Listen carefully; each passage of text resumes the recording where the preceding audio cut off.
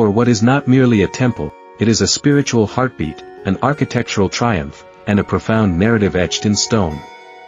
Located near Siem Reap in northwestern Cambodia, Angkor Wat is the largest religious monument in the world, sprawling over 400 acres. Originally constructed in the early 12th century by King Suryavarman II of the Khmer Empire as a Hindu temple dedicated to the god Vishnu, Angkor Wat gradually transformed into a Buddhist temple complex, which it remains today. Visiting Angkor Wat is not a simple sightseeing endeavor, it is an immersion into history, mythology, culture, and natural beauty. In this essay, we'll explore in detail the best places within and around the Angkor Wat complex, guiding you through a journey that captures its grandeur, depth, and spiritual power. The heart of the Angkor complex is Angkor Wat itself. This central temple is renowned for its massive scale and symmetry. Its 5 iconic lotus-shaped towers rise from the central quincunx structure, symbolizing Mount Meru, the sacred mountain in Hindu and Buddhist cosmology believed to be the center of the universe. The layout is a masterpiece of design, reflecting both spiritual beliefs and advanced engineering. It is oriented to the west, unusual for Hindu temples, which are typically aligned eastward. Scholars believe this may have been due to its original function as a funerary temple. One of the most enthralling aspects of the main temple is its 800 meters of bas-reliefs that wrap around the outer gallery. These intricate carvings depict episodes from Hindu epics like the Ramayana and Mahabharata, as well as the mythical churning of the ocean of milk, a scene that captures gods and demons working together to extract the nectar of immortality. In addition, over 1,500 celestial dancers known as Devatas or Apsaras grace the walls, each uniquely adorned. To experience Angkor Wat in its most ethereal beauty, arrive before dawn. Watching the sun rise behind the temple, casting its reflection on the lotus pond, is a memory that transcends words. The early light reveals subtle hues in the stone and offers a sense of spiritual tranquility before the crowds arrive. Just a short ride from Angkor Wat lies Angkor Thom, the last capital of the Khmer Empire. Enclosed by a massive wall and wide moat, Angkor Thom spans about 9 square kilometers. It was built in the late 12th century by King Jayavarman VII and represents the apex of Khmer architectural and religious development. Most visitors enter Angkor Thom through its iconic south gate. The approach is lined with statues depicting the churning of the ocean of milk, gods on one side, demons on the other, pulling the body of a giant Naga serpent. The gate itself is a towering structure adorned with 4 faces pointing in cardinal directions, exuding calm and authority. At the very center of Angkor Thom stands the mesmerizing Bayon Temple. This enigmatic structure features 54 towers adorned with over 200 massive stone faces of Avalokiteshvara, the Bodhisattva of compassion. Each serene, smiling face seems to gaze down upon the visitor with spiritual awareness. Bayon's internal galleries are adorned with bas-reliefs that depict everyday life during the Khmer Empire, scenes of markets, battles, cockfights, and even dental surgery. This blend of divine and secular makes Bayon a unique and deeply human monument.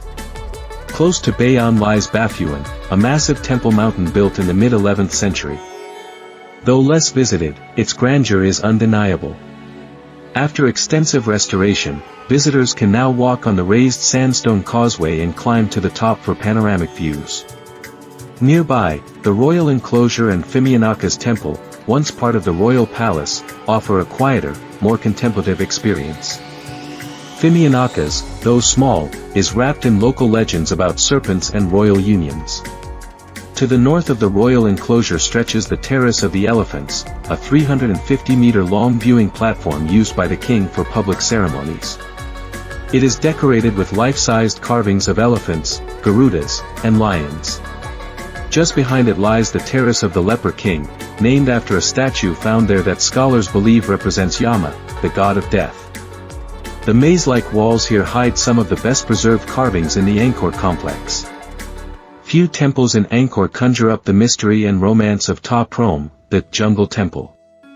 Made famous globally by the film Tomb Raider, Ta Prohm is unique in that it has been left largely as it was found, overgrown by towering silk cotton and strangler fig trees. These trees intertwine with the stone architecture in a dramatic display of nature reclaiming man-made structures. Constructed in the late 12th century by Jayavarman VII as a Buddhist monastery and university, Ta Prohm was once home to over 12,000 people. Today, its haunting beauty lies in its semi-ruined state, offering a visceral sense of lost civilization and impermanence. Photographers and artists are drawn to Ta Prohm's chaotic yet graceful setting.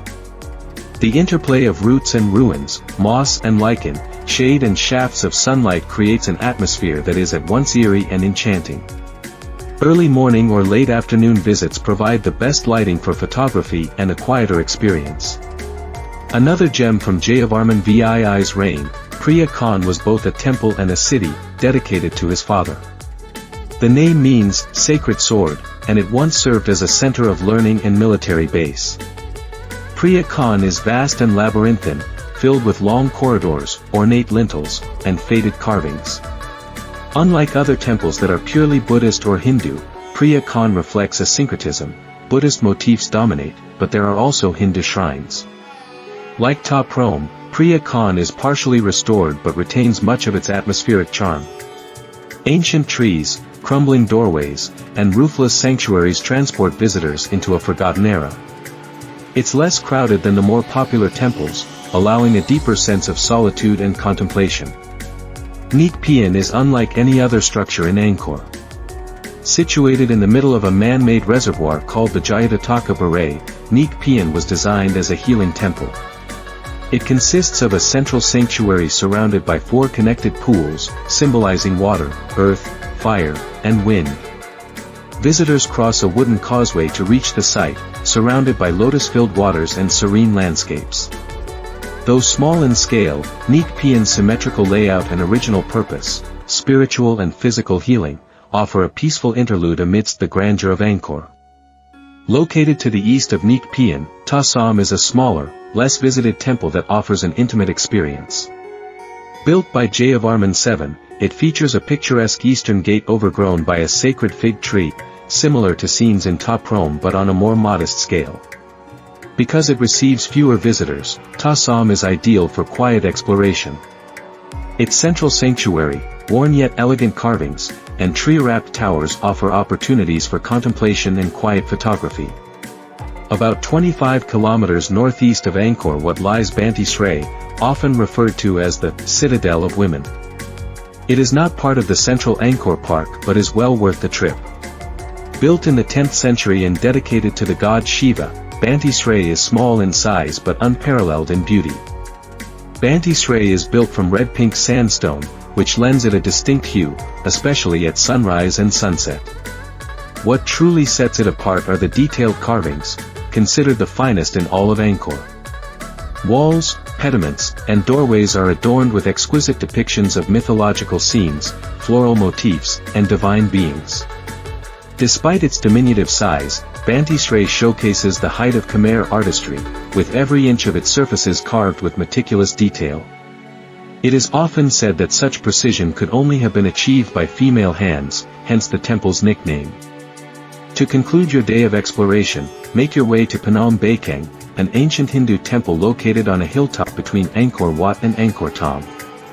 Built at the end of the 9th century as the state temple of King Yasovarman I, Phnom Baikeng offers stunning panoramic views of the Angkor Plains.